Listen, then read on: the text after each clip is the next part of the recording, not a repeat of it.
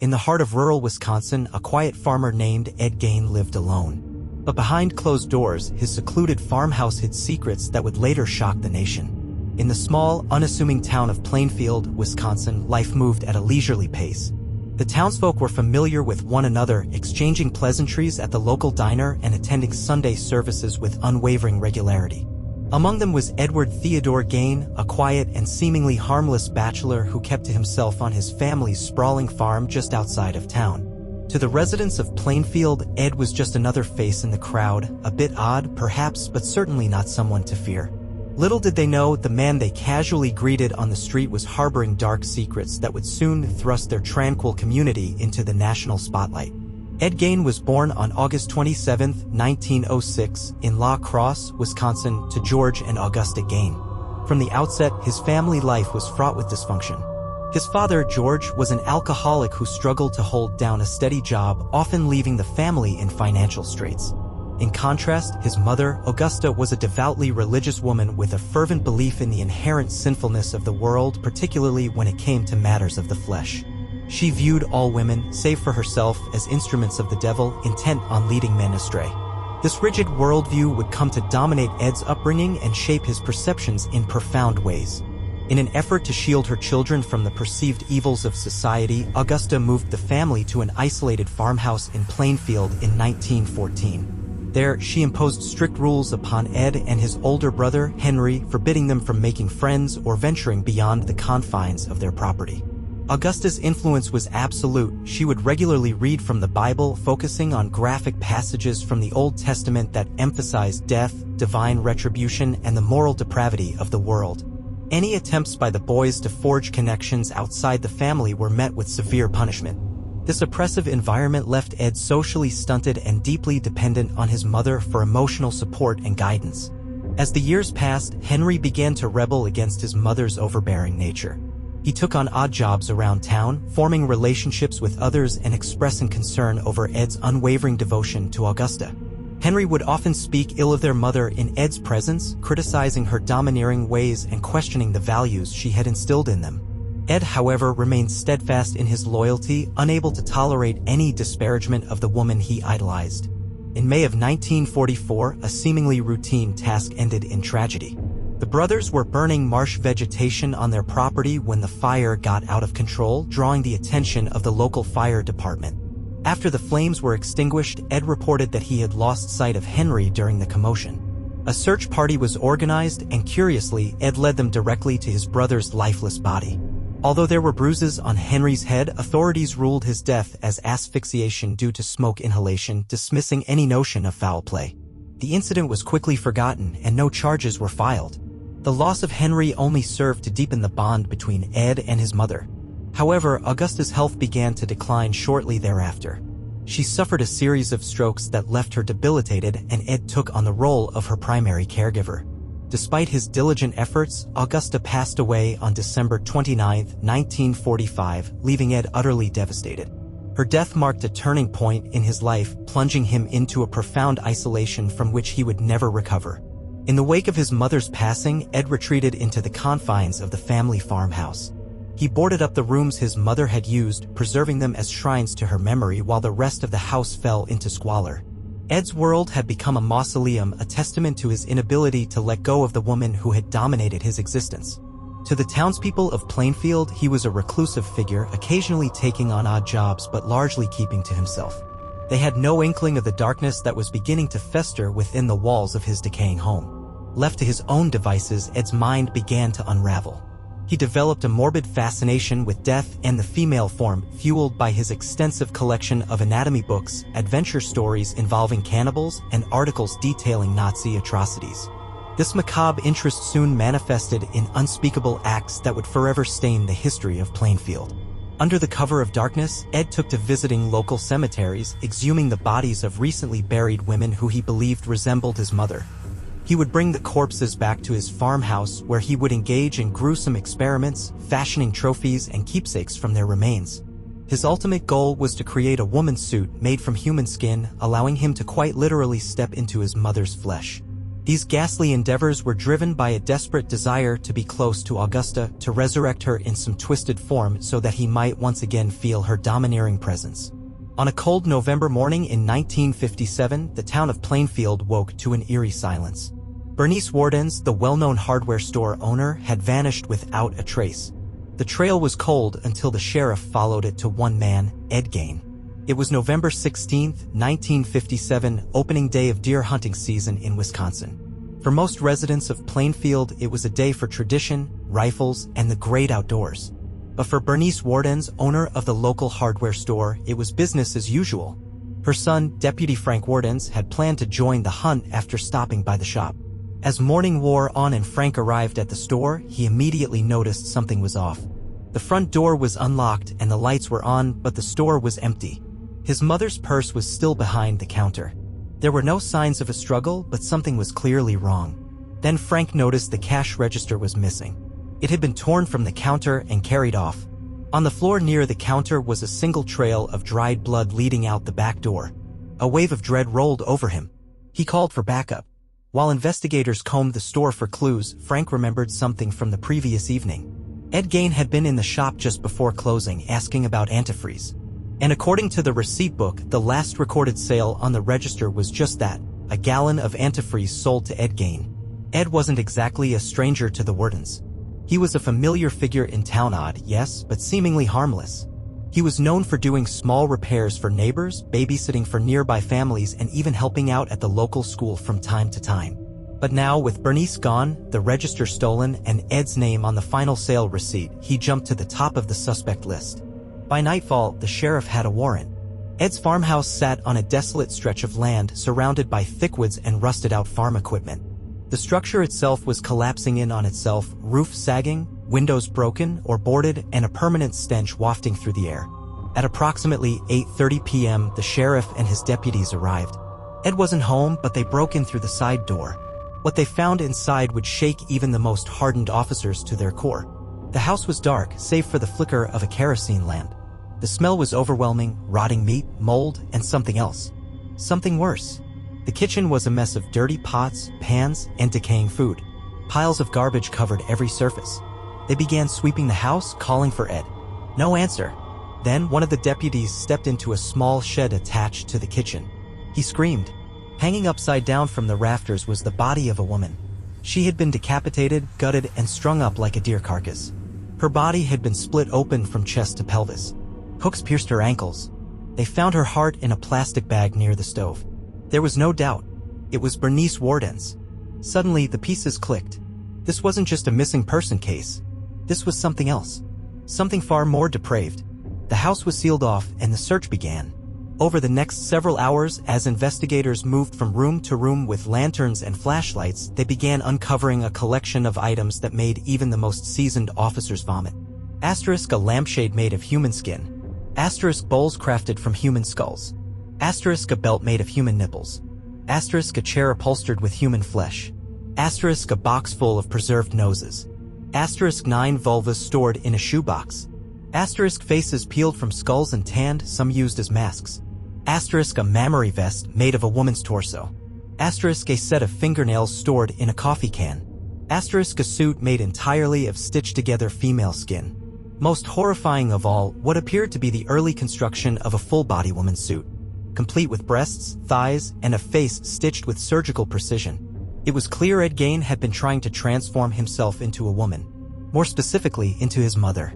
As officers were making their grim discoveries, Ed was quietly arrested at a neighbor's house where he'd gone to spend the evening. When they brought him in, he was calm, almost amused. He didn't resist. He didn't ask why he was being arrested. Later, during his initial interrogation, he even offered coffee to the detectives. His demeanor remained eerily flat.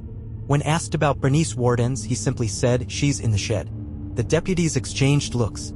Ed offered no remorse, no confusion, just facts, delivered with chilling calm. "I guess I had a little trouble with her," he said. Word of the discovery spread fast. By morning, Plainfield was swarming with reporters, FBI agents, and curious onlookers. The farmhouse was roped off as authorities worked around the clock to catalog the evidence. Plainfield residents were in shock. Some refused to believe the news. Ed? The shy handyman? The man who fixed their radios and shoveled their snow? But as the evidence piled up, denial gave way to horror. Parents clutched their children tighter. Neighbors looked at each other with new suspicion. A deep unease settled over the town. Over the next several days, Ed confessed to more than just the murder of Bernice Wardens. He admitted to killing Mary Hogan, a tavern owner who had gone missing in 1954. Her head had been found in a paper bag in his home. He calmly explained how he shot her in the face and dragged her body home in a sled. But it was his confession about the graves that truly shocked investigators. Ed described in detail how he would scour local obituaries, looking for recently buried women who reminded him of his mother. On cold, moonless nights, he would dig up their graves, remove the bodies, and take them home. He claimed he never had sex with the corpses because they smelled too bad. In total, Ed confessed to robbing at least 9 graves. Investigators had no choice but to exhume several local cemeteries. And horrifyingly, Ed's stories checked out. Psychiatrists soon pieced together the roots of Ed's descent into madness. At the center of it all was his mother, Augusta. Ed spoke of her in reverent tones, calling her a saint and the only woman worth anything. After her death, he had been consumed by loneliness. He missed her presence, her control. He needed her. That need twisted into obsession. And obsession twisted into murder. He believed, somehow, if he wore the skin of women, especially those like his mother, he could bring her back. He could become her. His crimes weren't just violent, they were ritualistic. They were desperate attempts to resurrect the only person he ever truly loved. The human mind has limits for what it can endure. What police uncovered inside Ed Gein's farmhouse wasn't just horrifying, it was incomprehensible. Each room told a new story, each object whispered a deeper madness. This wasn't a crime scene. It was a house of horrors. When investigators stepped through the front door of Ed Gein's farmhouse on the night of November 16, 1957, they thought they were searching for a missing woman. What they found instead was the physical manifestation of a mind broken by grief, obsession, and something far darker. The farmhouse was cold and damp. Its smell was a pungent mixture of decay, rot, and something else they couldn't place at first until they realized it was decomposing flesh. Deputies covered their faces as they moved through the dimly lit rooms, lanterns flickering against the stained wallpaper. Mounds of clutter, old newspapers, tools, rotting food lined every surface. But as they dug deeper, they realized this was more than hoarding. It was a museum of death. The kitchen table held a bowl of soup, half-eaten, and next to it, a human skull, hollowed and polished, used as a soup bowl. There were more. For skulls, each cut cleanly across the top like the lid of a teapot. The inside scraped out, cleaned, and placed in a neat line on the shelf next to a row of dusty canned goods. They'd been used casually as utensils. Investigators didn't speak. They couldn't. Every object they picked up seemed to whisper, "You don't belong here." Then came the lampshade, stitched together with skin, its grain unmistakable in the light. It wasn't cowhide. It was human. In a narrow hallway leading toward the bedrooms, an old cedar wardrobe stood against the wall. One officer opened it and immediately slammed it shut, staggering back. Inside was a face, no, several faces. Hollowed out. Preserved. Flattened like paper dolls and hung on hooks like trophies in a hunter's lodge. Some still had hair attached. One had lipstick smeared across its lips. Another had the eyelids stitched open.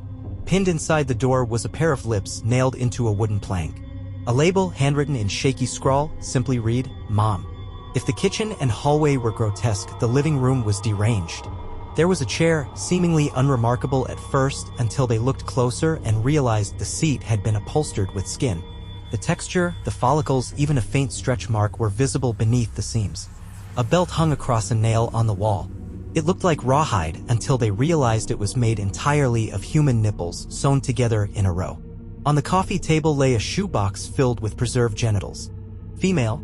Some still identifiable, some completely mutilated. There were books scattered around the room, some about anatomy, others about Nazi war crimes. Underneath the table, they found a stack of women's magazines with pages dog-eared on ads featuring full-body corsets and skin-tight dresses. The connection was clear. These weren't trophies. These were templates. In the attic, they found the centerpiece of Ed's madness. Laid out carefully on a tarp was what police first mistook for a mannequin. But it wasn't plastic. It was skin stitched together with surgical precision, shaped into the form of a full woman's body. Breasts, thighs, back, and arms. There was even a mask, complete with lips, eyes, and ears stitched into a haunting approximation of a living face. Next to it were gloves, also made of skin. The fingertips were intact. It wasn't just a collection. It was a suit. Later, Ed would confess that he wore it at night. He would don the mask and skin and walk through his dark farmhouse pretending to be his mother, to become her, he would say. Oddly, one part of the house was completely clean. The door was locked, the hinges polished, the doorknob dusted. When investigators broke it open, they were stunned. It was Augusta's room. It looked as if it hadn't been touched in years. The bed was made. The Bible sat open on the nightstand. Her clothes were folded neatly in the dresser drawers. The room had been sealed off, preserved like a shrine. No filth. No blood. No skin. This wasn't just the room of a dead woman. It was a tomb. A sanctuary for the only person Ed Gein had ever truly loved or feared. News of the discoveries spread like wildfire. By the next morning, journalists had descended upon Plainfield. Reporters stood outside the farmhouse as deputies carried out box after box of evidence. The press dubbed Ed Gein the Butcher of Plainfield, and the town was instantly transformed into the epicenter of the most grotesque crime in American history. People who had known Ed were in disbelief. He had babysat for their kids, helped repair fences, carried groceries. Nobody had suspected the quiet man who smiled awkwardly at the grocery store to be capable of such inhumanity. Church services that Sunday were silent. The town grieved, not just for Bernice Wardens and Mary Hogan, but for their own shattered innocence. For investigators and psychologists alike, Ed Gein's house became a case study in human depravity. They had never seen anything like it. This wasn't just murder or psychosis, it was a blend of grief, sexual repression, and pathological obsession. Gein wasn't driven by hatred or impulse. He was driven by love twisted beyond recognition. His crimes would go on to inspire some of the most iconic horror characters in cinematic history. Asterisk Norman Bates from Psycho, the man who kept his mother alive in his mind. Asterisk Leatherface from the Texas Chainsaw Massacre, who wore the skin of his victims. Asterisk Buffalo Bill from The Silence of the Lambs, who sought transformation through a woman's suit. Hollywood took pieces of Gein's nightmare and projected it onto the screen, turning him into the blueprint for American horror. Over the following days, authorities interviewed Ed for hours. He spoke openly without shame or anger. He didn't see what he had done as evil, he saw it as necessary. He described his grave-robbing techniques in detail. He would wait for fresh burials, slip into cemeteries under cover of night, and dig in complete silence. He knew exactly how deep to go. He never took valuables, just the bodies. When asked why, he simply said, "I missed her." What haunts us most is not how Ed Gein committed these acts, but how he hid them so well. For over a decade, he lived alone in that house, descending deeper into madness without anyone noticing. Could it happen again? Are there more Ed Geins out there, quiet, polite, and rotting from the inside? He said he didn't kill most of them. He just dug them up piece by piece. When Ed Gein started talking about cemeteries, investigators realized they weren't dealing with just a murderer, they were dealing with something far worse, a resurrectionist. And the dead were no longer resting. It was just after midnight when Ed Gein finally opened up. He sat at a wooden table in the sheriff's office, hands folded, eyes distant, speaking as if he were describing a trip to the grocery store. He told investigators he had only killed 2 people, Mary Hogan and Bernice Wardens. The rest? They were already dead, he said softly. I just borrowed them. Investigators leaned forward. Borrowed? Yes, Ed said. They were waiting for me. They wanted to come home. Ed described how he scoured the obituary section of the local newspaper. He would clip out the names of recently deceased middle-aged women, always women who reminded him of Augusta, his mother. Then, late at night, under the cover of darkness, he would take his shovel, flashlight, and sometimes a sled. He would drive to the local cemeteries, Plainfield Cemetery, Spiritland, Hancock, and park along the tree line. He said he usually worked quickly. He knew the soil would be loose for the first few days after burial. In under an hour, he could uncover a coffin, pry it open, and either remove the whole body or take just what he needed, sometimes a head, sometimes skin, sometimes breasts. He would then rebury the empty casket and drive home in silence with his prize tied to the sled. Investigators were stunned. If true, this meant Gein had desecrated the final resting places of dozens of women. They asked for names. Ed provided a list, names he remembered, descriptions of tombstones, even dates of death. Authorities had no choice. Over the following weeks, they exhumed several graves. One by one, they opened caskets. And just as Ed described, many were empty. Some had been refilled with sandbags. Others still had bones, but were missing key parts, the head, hands, skin from the torso. In one case, a body was missing everything from the waist up. Every grave Ed listed was confirmed. But here's what sent shivers down the spines of the officers. There were other graves that were empty and not on Ed's list. That meant either he had forgotten or there were more secrets he wasn't telling. Why steal body parts? Ed didn't just collect them, he used them. He would tan the skin, scrape the fat, and preserve the pieces in homemade solutions. He taught himself taxidermy from books and old farmers' manuals. But he didn't stuff animals. He stuffed humans. He made art. A mask from a dead woman's face. A vest from a woman's torso. He would put on the suit, look in the mirror, and walk through the house pretending to be Augusta. Sometimes he danced. When asked why he made the woman's suit, Ed simply said, "I wanted to crawl into her skin." Ed told investigators he began hearing voices after Augusta died. Not just in dreams while he was awake. He said she would scold him from the walls, warn him about loose women, and demand he stay pure. But the loneliness was unbearable. So Ed did what made sense to him. He dug up women who looked like his mother, wore their skin, and tried to become her. It was a twisted form of devotion. He didn't hate Augusta. He worshipped her. Psychiatrists would later say Ed Gein suffered from schizotypal personality disorder with severe psychosis and necrophilic tendencies, but in layman's terms, Ed was a lost boy who had built a world of the dead just to feel loved. As word spread of the grave desecrations, Plainfield fell into collective grief and rage. Families who had buried their mothers, grandmothers, sisters now wondered if their loved ones were still in their graves. Funerals were reheld. Graves were resealed. Cemeteries became places of terror instead of peace. Locals demanded answers how had no one noticed for years. But Ed was methodical. He never struck twice in the same place too soon. He covered his tracks with care. And Plainfield was small, quiet, and trusting. He had operated in the shadows for nearly a decade undetected. While the world focused on Bernice Wardens and Mary Hogan, there were others, nameless women Ed had dug up, dismembered, and defiled. They weren't classified as murder victims, but what happened to them was arguably worse. These were women who had lived honest lives, died peacefully, and been buried by loving families only to be stolen, stripped, and turned into lamps, belts, and masks. Their names are rarely mentioned, but their bodies were everywhere in that house. Ed eventually confessed to killing tavern owner Mary Hogan in 1954. She had disappeared without a trace. Locals assumed she had skipped town. In reality, Ed had shot her point blank in the head and dragged her body home on a sled. Her face was found in a paper bag. Her skull was in a box. What shocked police most was that Ed kept her body parts for years, storing them like decorations. He even joked about it with neighbors. One woman later recalled, "I asked him what happened to Mary and he smiled and said, 'She's at the house right now.' I thought he was just being weird. I laughed. He wasn't laughing." Dr. George Arndt, a psychiatrist brought in to evaluate Ed, said he was not insane in the legal sense.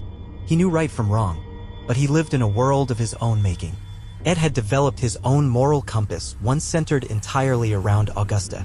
If she wouldn't approve, it was evil. But if it made her proud or brought her closer, then it was justified. Even murder. From 1945, when Augusta died, to 1957, when Bernice was murdered, Ed's life is a blur. No school. No work, no travel, just his farm and his rituals. 12 years of darkness. What happened during those years is mostly lost. Ed rarely left his property, but the house grew darker one piece at a time, like a puzzle of human flesh slowly taking shape. The question still remains. Were there more victims? The courtroom was packed. Everyone wanted to see the man who wore a woman's face like a mask. But this wasn't just about justice. This was about sanity, about whether Ed Gein truly knew what he was doing, or if he was just a broken puppet of his dead mother's will. And then came the whispers, what if he didn't work alone? After his arrest, Ed Gein was held at the Central State Hospital for the Criminally Insane in Waupun, Wisconsin. There, doctors began a long and grueling psychiatric evaluation. The charges against him were severe: 2 confirmed murders, multiple grave robberies, and enough desecration to make even seasoned investigators sick. But before he could stand trial, the court had to answer one crucial question. Was Ed Gein legally insane? 3 court-appointed psychiatrists interviewed Ed over the course of several weeks. Their findings were chilling. Ed showed no signs of remorse. Not because he didn't care, but because he genuinely didn't understand why what he did was wrong. He spoke about his crimes with a calm, almost childlike detachment. The skin suits?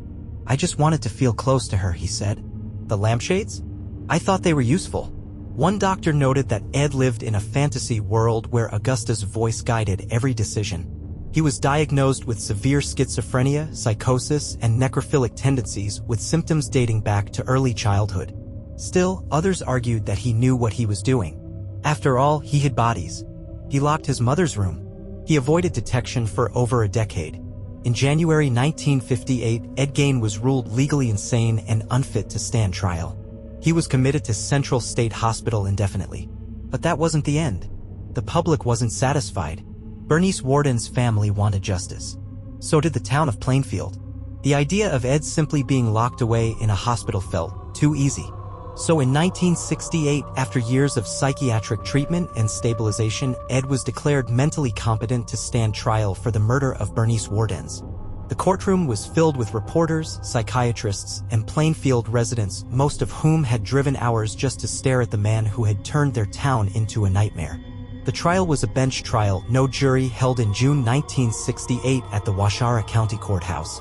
Judge Robert H. Golmar presided. The prosecution laid out the facts. Ed had walked into Worden's hardware store, shot her with a .22 caliber rifle, dragged her body to his truck, and took her back to his farm where he butchered and dismembered her like an animal. The defense didn't deny it.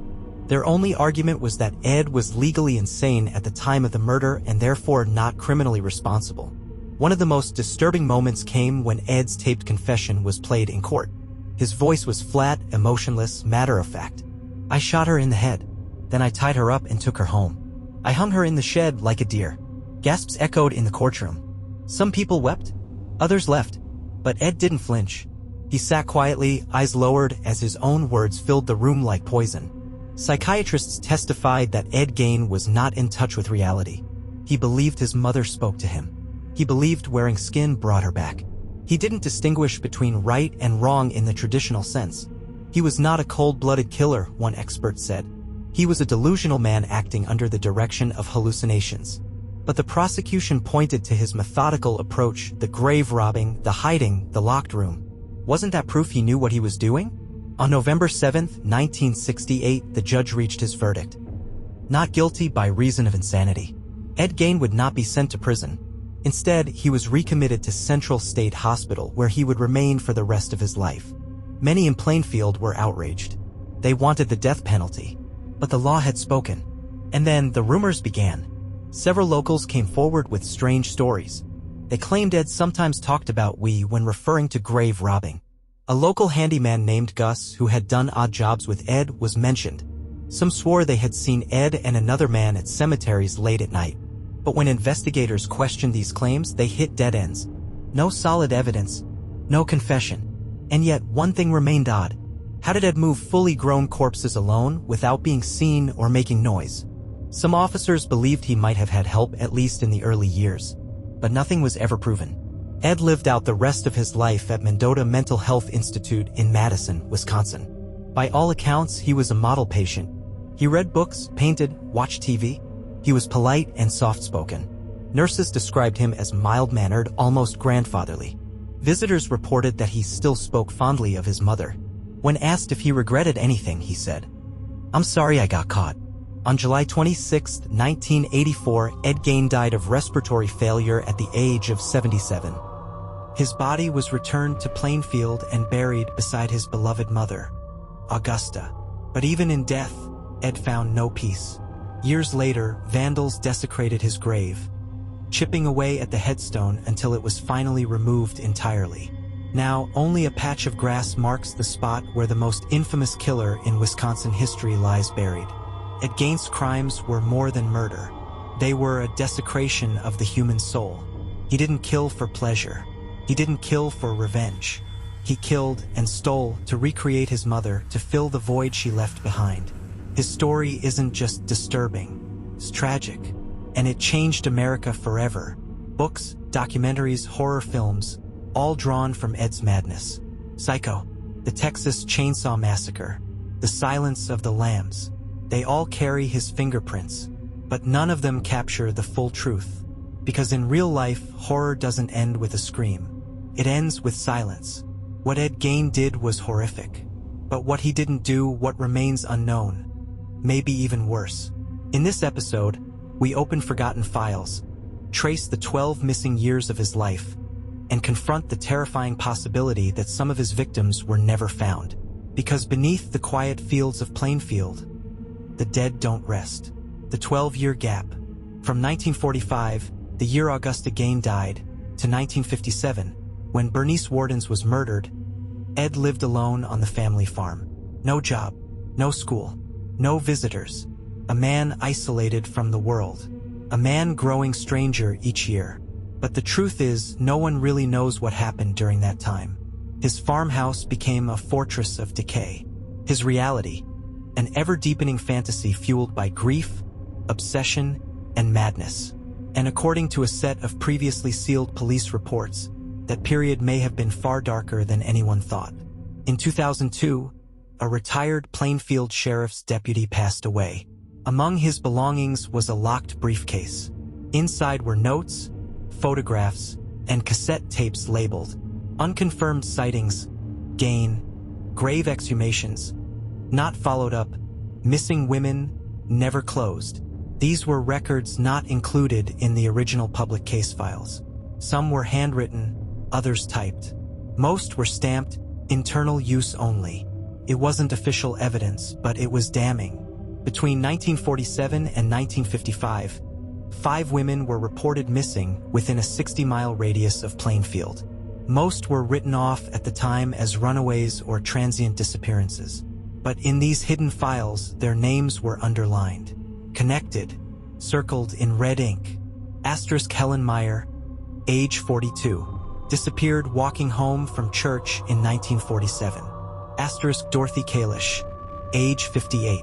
Vanished from a gas station in 1949. Asterisk Martha Kohler, age 54. Gone after visiting a friend near Hancock in 1951. Asterisk Laverne Stoddard, age 43. Last seen in the Plainfield Post Office, 1953. Asterisk Anna Winters, age 50. Vanished from her farmhouse, 1955. In every case, they were described as middle-aged, solitary, widowed, or single, the exact profile of the women Ed admitted to exhuming. Coincidence? Or were these women not just dug up, but taken while alive? One document from 1958 mentioned a secondary dig site on Ed's property, approximately 200 yards from the house.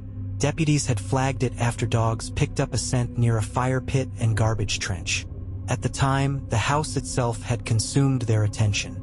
But the notes described fragments of bone, some appearing charred, others sawed, mixed with ashes and household trash. A forensic team was never sent. Years later, a cadaver dog team visited the site unofficially. The dog immediately alerted on the pit. Soil samples taken showed high levels of calcium, consistent with cremated human remains. To this day, no full excavation has ever been conducted. Why? Because the county feared what they might find. One of the most disturbing items in the briefcase was an unlabeled cassette tape, likely recorded during Ed's first interrogation. On it, Ed can be heard whispering. Sometimes they cried. I didn't like that. I told them to be quiet, like Ma used to. This sentence was never included in official transcripts. The implication was horrifying. Some of Ed's victims may have been alive.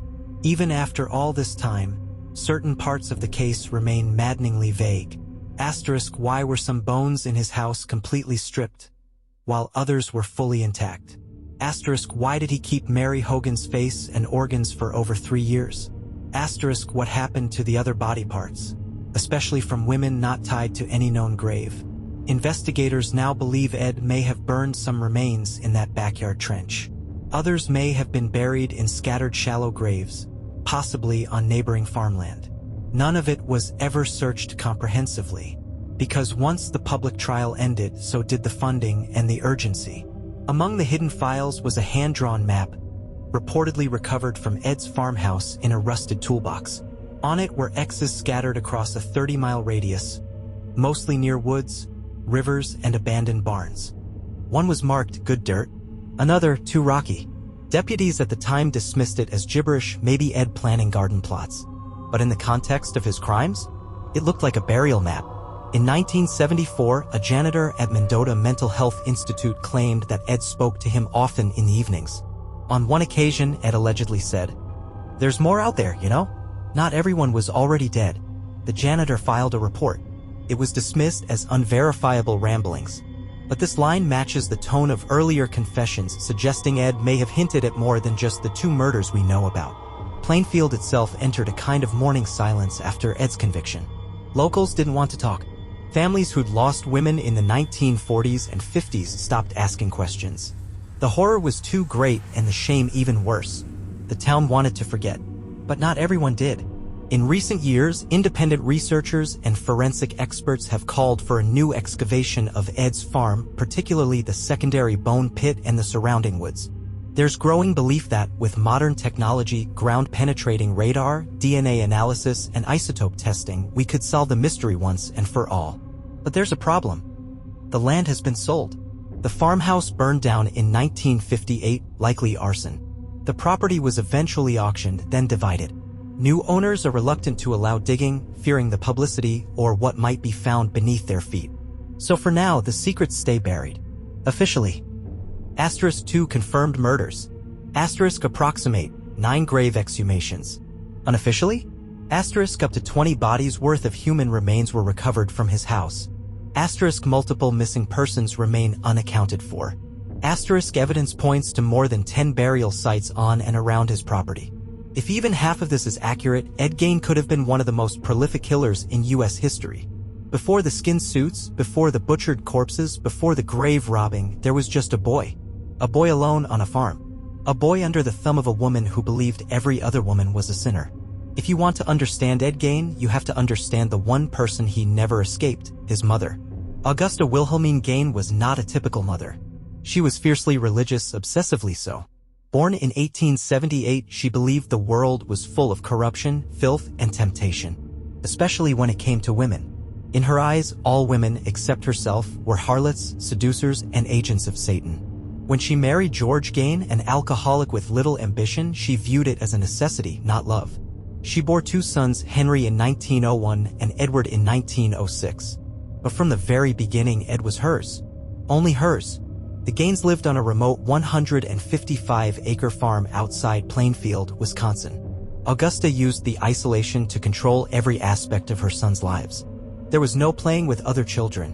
No trips into town unless absolutely necessary. No birthdays, no Christmas, no joy. The boys were only allowed to leave the house for school, and even that Augusta resented. Every night, she read to them from the Bible. Not comforting verses, but the terrifying ones, Revelations, fire and brimstone, damnation. She told Ed that sex was sinful, that women were evil, and that the world outside would destroy him. And he believed her. Ed's father, George, was a broken man. He drank heavily, failed to hold down steady work, and was often beaten down by Augusta's sharp tongue and constant judgment. He died in 1940 from heart failure. Ed was 34 years old at the time. But to him, George had never really been there. In every way that mattered, Augusta was both mother and God. Augusta controlled Ed's every move well into adulthood. She dictated what he wore, what he read, what he ate, and even how he thought. But her grip tightened even more after a pivotal moment in 1945. One of their neighbors, a man named Smith, had a stroke. Ed and Augusta went to visit. They found Smith being cared for by his live-in girlfriend, an unmarried woman living with a man. To Augusta, this was unforgivable.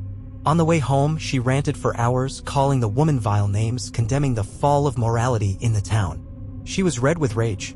2 days later, Augusta had a massive stroke of her own. She survived, but was never the same. Weak, silent, dependent. Ed cared for her around the clock. But when she died later that year, something inside him snapped. After her death, Ed boarded up Augusta's bedroom. He sealed it like a shrine.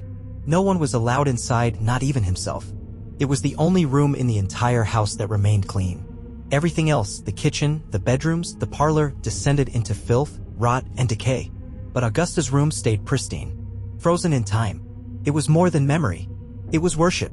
After her death, Ed became increasingly unhinged. He missed her voice. He missed her control. He missed the rules.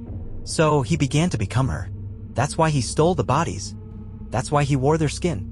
He didn't want to be close to women, he wanted to become the only woman he'd ever loved, ever trusted.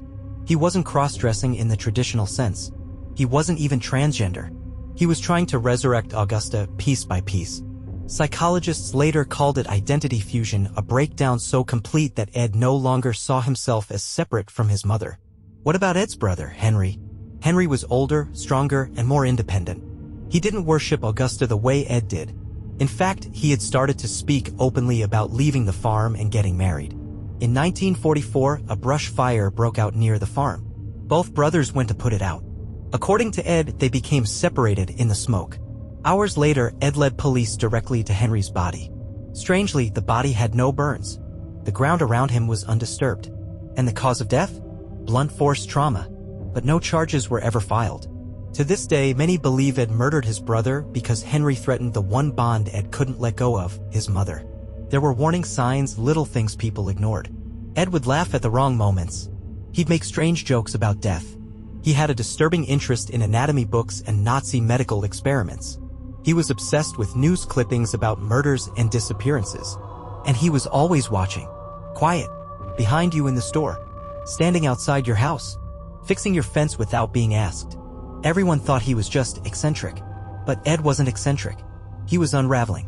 One of the most disturbing elements of Ed Gein's descent was his twisted view of womanhood. Because Augusta had raised him to believe women were evil, he had no healthy way to understand or connect with them. So he made his own version. In his eyes, women weren't people, they were parts. Skin, lips, breasts, vaginas. Objects to be stitched together into something he could wear, dominate, and control. He didn't rape. He didn't seduce. He collected. Because to him, women were tools to fill a hole he didn't know how to name. Ed wasn't born a monster. He was broken, piece by piece, by a woman who used fear as love, who replaced affection with damnation, and who demanded total obedience from her son, even after death. When Augusta died, Ed didn't just lose a mother. He lost his anchor, his identity, his God. And without her, he didn't exist. So, he created a world where she still lived, stitched from corpses, lit by lampshades of human skin, ruled by her shrill voice echoing from the shadows of a crumbling farmhouse. When investigators stepped into Ed Gein's house, they thought they were entering the home of a reclusive handyman. What they found instead was a museum of the macabre. Body parts turned into furniture. Human remains treated like decorations. It wasn't just a crime scene, it was a descent into a mind lost to madness. And the worst part? He thought it was normal. November 16, 1957. Deputy Frank Wardens entered the Gein farmhouse searching for his missing mother, Bernice. It was dark, the windows boarded up, and the only sound was the creaking of the wind through rotted siding. The front door wouldn't budge, it had been jammed shut by junk piled inside. So the officers went around back. Inside the shed, they found her. Bernice Wardens, strung up by her ankles, headless, gutted like a deer, and dressed like meat. That was just the beginning. The main house was in total disarray. Investigators had to climb over mounds of trash, rusted tins, old newspapers, and furniture stacked haphazardly. The stench was unbearable, rotting flesh, mold, excrement, decay. And then they started noticing the details. A lampshade that looked too soft. A belt that wasn't leather. Bowls that seemed porous. That's when they realized everything was made from human remains. Over the next several days, police documented over 40 items made from body parts. Here's just a partial list recovered from official reports. Asterisk fur noses. Asterisk 9 vulvas in a shoebox. Asterisk skulls on bedposts. Asterisk bowls made from human skulls. Asterisk a wastebasket made of human skin. Asterisk chairs upholstered in human flesh. Asterisk a belt made from nipples. Asterisk masks made from the faces of women, some with lipstick applied. Asterisk a pair of lips used as a window shade pull. Asterisk a full woman's suit, a vest made from a woman's torso complete with breasts. Asterisk a skin corset tied with human sinew. Asterisk leggings sewn from skin, like boots. There were also organs in jars, hearts in pans, and what remained of Mary Hogan, her face in a paper bag, her skull in a box. Every room had something. There was no safe space. No furniture untouched by death. Amid the horror, one room stood untouched, Augusta's bedroom. It was perfectly preserved, doilies on the dresser, curtains clean, a Bible on the nightstand. Dust hadn't even settled. Ed had blocked the room off completely. It was as if he thought she might return at any moment. Psychiatrists later said the house was a physical representation of Ed's mind. Just like he stitched together body parts to recreate his mother, he used his house as a womb of the dead, a safe space filled with pieces of people he could control. He wasn't trying to destroy. He was trying to build something, twisted as it was. But what was he building? perhaps the most disturbing item was the woman's suit. Ed had carefully sewn together pieces of skin from various corpses' chests, backs, thighs, into a suit he could wear. He admitted to putting it on during the night, walking around the house and even going outside under the moonlight. Why? I wanted to feel like her, he told investigators. I wanted to know what it was like to be a woman. To be Ma. This wasn't about gender identity. It was about resurrection. About obsession. About filling an emotional void so massive it consumed others' lives to feed it. Even hardened officers wept at the scene. Many had to step outside to vomit. Some never returned to law enforcement again. Reporters who arrived later were kept at bay, but rumors spread fast. Photos leaked. People stopped eating meat. Some refused to sleep with the lights off. Plainfield became infamous overnight. A cursed name. A modern-day Salem. Locals who knew Ed personally couldn't reconcile the quiet, helpful man with the monster that lived in that house. But the evidence was undeniable. Most of the remains were not from murder victims. Ed admitted to robbing graves late at night. He'd read obituaries, pick recently buried women who resembled his mother, and dig them up. He preferred fresh corpses just a day or two after burial. He claimed he never violated the bodies sexually. Instead, he'd take what he needed: skin, skulls, organs. Then he'd sew, cure, and preserve the parts using books he'd read on tanning and taxidermy. Investigators later found a crude map Ed used to plan his grave robberies. He'd mark dates, locations, and sometimes write things like pretty, ma-like, or good shape. In all, at least 9 graves were confirmed disturbed, some completely emptied, others partially opened. Families had to be notified. Coffins were exhumed. One coffin was found upside down. Another was completely empty, the lid nailed shut to hide the theft. The trauma to the families was incalculable. One of the most haunting aspects of Ed's home was how casually human remains were used. Chairs you could sit in padded with flesh. Soup bowls made from skulls. Wastebaskets that looked like store-bought leather but weren't. It was utilitarian horror. He didn't display these items with pride or ritual. They were just there as normal as a toaster or a lamp. That's what made it worse. After the evidence was released, many townsfolk asked the same question. How could no one have known? The truth is, Ed was invisible in Plainfield. He kept to himself. He was quiet, polite, and helpful when called upon. He babysat for neighbors. He fixed fences. He plowed snow. He was the man in the background. The one people saw but never looked at. Until it was too late. In March 1958, less than a year after his arrest, the Gein farmhouse burned to the ground. Most believe it was arson. One local man said, "That house should never have existed. It was evil. It soaked up the blood." Only the toolshed remained, the one where Bernice Warden's was found. Ed, when told of the fire, merely shrugged. Just as well, he said. Ed Gein's home wasn't just a crime scene. It became the inspiration for countless horror films: The Texas Chainsaw Massacre, Psycho, The Silence of the Lambs. Each borrowed from the details. Asterisk Leatherface wearing skin masks. Asterisk Norman Bates worshipping his dead mother. Asterisk Buffalo Bill sewing a woman's suit. But none of them captured the full, quiet horror of the real thing. Because Ed Gein didn't kill for pleasure. He didn't torture. He didn't stalk his victims. He waited. He dug. He stitched. What happens to a town after it breeds a monster? What happens when a quiet farm town becomes synonymous with cannibalistic rumors, grave robbing, and human skin furniture? Plainfield, Wisconsin didn't just want to forget Ed Gein, they wanted to erase him. But the scars never left. And for some, the haunting never stopped. When the news broke, it spread like a virus. Reporters from all over the country swarmed Plainfield. People who had never heard of the sleepy Wisconsin town suddenly knew it as the House of Horrors. Local diners were surrounded by press vans. Strangers showed up just to drive past the Gein farm. Mailboxes disappeared. Tourists stole dirt from the property. Everyone wanted a piece of the nightmare. But the townspeople? They wanted silence. In the weeks following Ed Gein's arrest, Plainfield changed. People avoided eye contact. Store clerks didn't talk. No one dared say Ed's name in public. There were no interviews. No town meetings. Even families of the victims remained tight-lipped. There was a quiet, collective decision. This didn't happen here. But it had. And it was tearing them apart. Some of the most deeply affected were the children who had known Ed as their babysitter. He played with them. Told stories. Fixed broken toys. He seemed gentle, never even raised his voice. When they learned what he had done, what he had been keeping in his home, it shattered their understanding of safety. One woman, now in her 70s, told a reporter decades later, "He tucked me in when I was 6. I asked him to check for monsters under the bed. And now I wonder, was he the monster I should have been afraid of? Mary Hogan's relatives were some of the only people to speak publicly. They had to. Her remains had been found in Ed's house, her skull in a box, her face flayed and stuffed in a bag. She had disappeared in 1954. People assumed she ran off as she had no family in town and ran a tavern by herself. But she hadn't run anywhere. She'd been in Ed's kitchen. For years. After Ed was institutionalized, the town was left with a problem: his property. What do you do with a farm that had become a national horror landmark? The decision was made to auction it off. In March 1958, hundreds of people came from across the Midwest to attend the auction.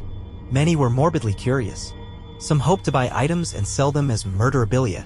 Others just wanted to see it before it disappeared. A local carnival owner even made a bid to turn the property into a haunted attraction.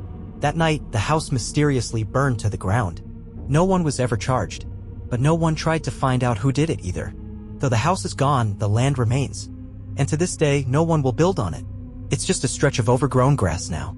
Locals refuse to step foot on it. Even deer avoid it. Hunters report that animals won't cross the property line. Some say it's cursed. Others claim the screams of women can still be heard on quiet nights. In the decades since the fire, there have been reports of strange occurrences near the former Gein farm. Asterisk visitors who faint without explanation while standing near where the shed once stood. Asterisk shadowy figures spotted in the trees. Asterisk cameras malfunctioning when trying to take photos of the land. Asterisk one man claimed he saw a woman's face staring out from the woods with skin that looked stitched together. Whether you believe in hauntings or not, one thing is clear: the land never healed. After decades in a mental institution, Ed Gein died of cancer in 1984. He was buried in Plainfield Cemetery, not far from his mother and the graves he desecrated. His headstone was regularly vandalized, chipped away by souvenir hunters until it was eventually removed altogether. Now his grave is unmarked in an unassuming patch of grass surrounded by the families of people he dug up. Visitors still leave coins, cigarettes, notes. Some say it's to mock him. Others say it's to appease him. To this day, if you walk into a bar or gas station in Plainfield and mention Ed Gein, most people will shut down. Some will say they don't know the name. Others will walk away. There are no plaques, no signs, no museum. The town refuses to profit off its darkest chapter. But the darkness lingers. In 2019, a collector released scanned copies of the original floor plans of the Gein farmhouse. They were posted online briefly before being taken down. Paranormal investigators claim the layout matched occult ritual geometry: triangles, doorways forming pentagrams, hallways that channeled energy. Most of that was nonsense. But one part stood out: a hidden crawlspace under Augusta's bedroom. It was never investigated by police. To this day, no one knows what, if anything, was hidden there. And now it's buried forever. Though the town has done everything to forget Ed Gein, the world has not. His story inspired characters in Asterisk Psycho, Norman Bates. Asterisk The Texas Chainsaw Massacre, Leatherface. Asterisk Silence of the Lambs, Buffalo Bill. Asterisk American Horror Story, Asylum. Asterisk dozens of books, comics, podcasts, and documentaries. Each time the story is told, Plainfield is pulled back into the spotlight. There are plenty of more prolific killers. Ed Gein only killed 2 people, possibly 3. But what makes his case so terrifying isn't the body count. It's the psychology. The atmosphere. The slow, quiet descent into madness that no one saw coming. He wasn't the bogeyman in the dark. He was the neighbor. The handyman. The man who smiled as he walked past you while wearing your sister's skin beneath his clothes. What if the monster had one more thing to say? After years locked away, Ed Gein granted a final interview, unfiltered, eerie, and strangely calm. He didn't rage. He didn't deny. He spoke softly, like a man recalling memories of an old friend, not the mutilated dead. This is the tape the world never heard until now. By the time of the final interview, Ed Gein was nearly 80 years old. He had spent the last 27 years in a maximum security psychiatric hospital. The man who once wore human skin now wore slippers and shuffled down sterile halls under fluorescent lights. He was soft-spoken, polite. He still smiled at nurses and offered compliments to staff. To outsiders, he seemed harmless, like someone's confused grandfather. But the staff knew better. Inside Ed's mind, nothing had changed. The interview was conducted by Dr. Harold Linley, a forensic psychiatrist and professor. He had studied serial killers, war criminals, and cult leaders, but none had unsettled him the way Ed Gein did. He described the experience later as like talking to an empty house. The furniture was still there, but the soul had long since packed up and left. The interview was recorded in March 1984, just months before Ed's death. It was meant to be sealed. It wasn't. Dr. Lindley, Ed, do you know why you're here? Gein, oh yes. I did some bad things. Took things that weren't mine. But I didn't mean no harm by it. The tone was chillingly casual. Like admitting to stealing groceries, not human corpses. Dr. Lindley, what were you trying to do with the bodies, Ed? Gein paused, then answered. I missed her. You understand? When you lose the only person who understands you, it's like a hole in your chest. I wasn't bringing them back. Not really. Just holding them close. He never said my mother. He always said her. Dr. Lindley noted that Ed spoke of Augusta as if she were still alive. As if she could walk in at any moment and scold him.